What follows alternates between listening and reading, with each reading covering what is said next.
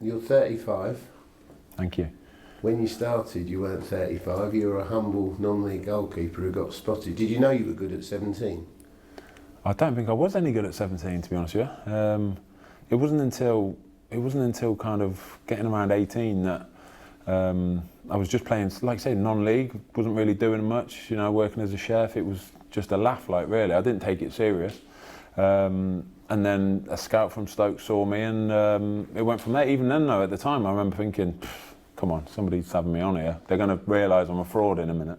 And even when I went from there to Stoke and then Stoke to Man United, even when I signed for United, I thought somebody's going to realise in a minute and think, what have we done here? So you weren't one of those kids that people were always going on about, he's going to be a pro footballer? Definitely not. No, God, no, nowhere near that. I think I've always been pretty good at just playing well on a Saturday. Got a bit of kind of game nous about me. There are some big game hunters, aren't there, that don't train well, but you put them in a situation. And would you say mental resilience then? Is that part of it? It's probably, yeah. I think mental resilience it's a big part of being a goalkeeper, you know, full stop. Just there's buzz of a Saturday, you know, you get the sort of adrenaline, your energy levels kind of gets heightened, everything's get heightened. And with me, I just feel it a lot more than what I do from day-to-day sort of training, really. But does that make it hard to focus, or are you able to tune out of the crowd and the outside and tune into what needs to be done? That's something that definitely comes with age. I think when you're younger, you take so much sort of on board. And I think sometimes your brain just gets muddled with stuff, do you know what I mean? I think nowadays, for the younger players coming through nowadays, they have to deal with all the social media, the sort of scrutiny that comes with it now. It's insane.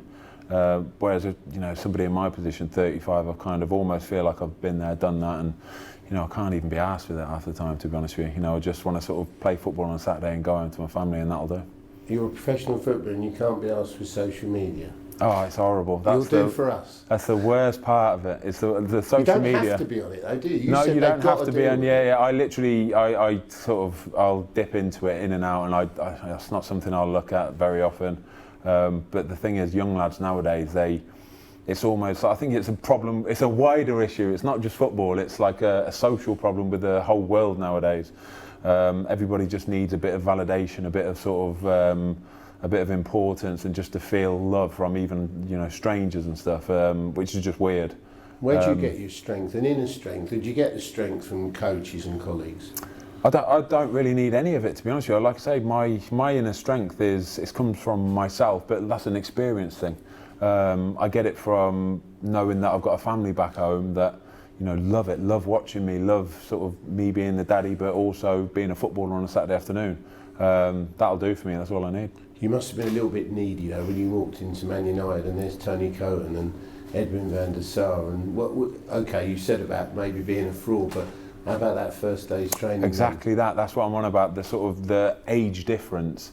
So at that time in my career, there's no way I was ready to be at Man United. It was the biggest sort of step up, the biggest shock ever to me. Like I say, I didn't even felt like I belonged, kind of thing. So the reason why I came out on loan was to get the game experience at Watford, but it couldn't have gone any better. It was just absolutely perfect. It was a perfect environment. The lads were just brilliant. You know, the fans took to me straight away. The fact that we got promoted in the first season was just, it couldn't have finished any better. Especially going through the playoffs as well. The playoffs was absolutely brilliant. You know, I still remember it to this day, and it was just a magical day. And then even the Premier League season, I know we didn't, you know, we got relegated at the end of it, but it was massive experience for everybody. Were you too young for that then? Oh, yeah. You said it was the right time, but were you, when you look back now, do you think, oh, I wish I was 28, 29? No, it definitely wasn't the right time. It was the wrong time for me to join there was no way my head was ready to be at Manchester United at that age. But it's something I'll never ever regret. I think you always got to learn from these experiences. You know, I got to train sort of day in, day out with Edwin van der Sar, who for me is probably one of the best goalkeepers that'll ever live. You know, for Man United at that time, there was nobody that could have done what he did. But even just like sort of as a guy as well, just away from the football, he was awesome. He was so calm, so sort of collected. He was, you know, I'd like to think he's quite similar to the way I am now. You just play his game, go home, that'll do. Perfect. You were at Man United a long time. Not many games, but some significant ones, at least. Champions League final, League Cup winner as well, the first to introduce technology to goalkeepers. I still get. Tell us about. I still get reminded of it actually. It wasn't even that sort of. It wasn't even that special. We always did it where you looked at the iPod, you'd look at like the penalty takers. It's I think nowadays it's probably common sort of done. You know what I mean? You'd be fired if you didn't. Exactly, yeah. But yeah, they looked at a few of the penalty takers where they went, and that was it. But you could have just done it on a piece of paper. It's the same sort of thing, really. But yeah, still, it was probably the breaking of the mould at the time, though. Yeah. And then West Midlands, really, for the last sort of 7 or 8 years, was that by design, going back near to your roots, or was it something you wanted to do? It was definitely, it was definitely. So I've always been a bit of a sort of home bird, anyway, really.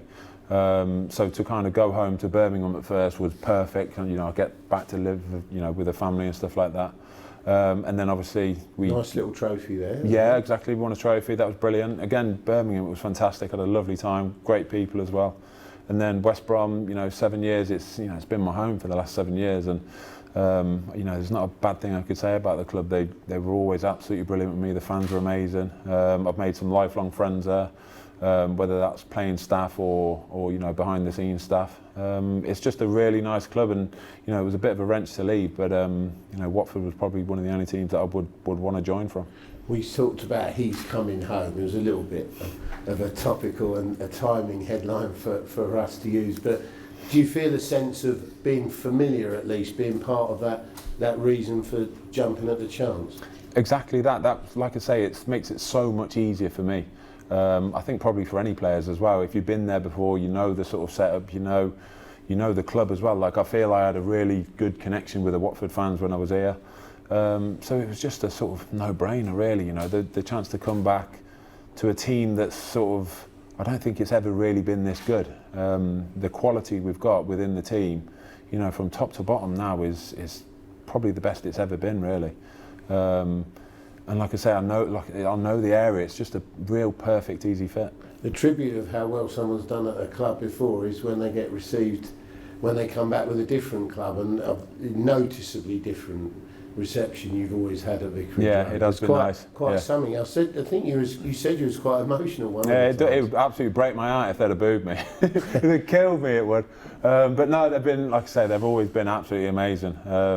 Always give me a good old clap, and it's nice, that means a lot, because like I say, Watford has always had a special place for me. We're 12 years on now. You said you're a different goalkeeper. What's the older, more experienced Ben Foster? What are Watford fans going to see here that they might not have before?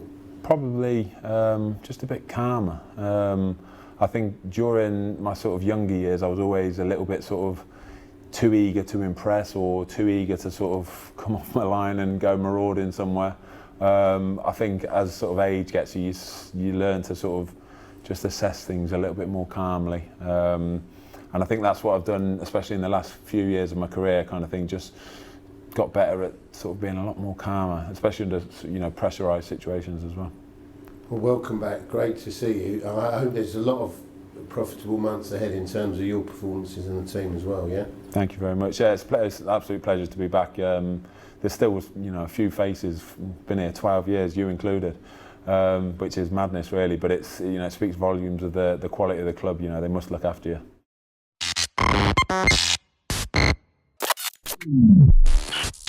Click here for more video.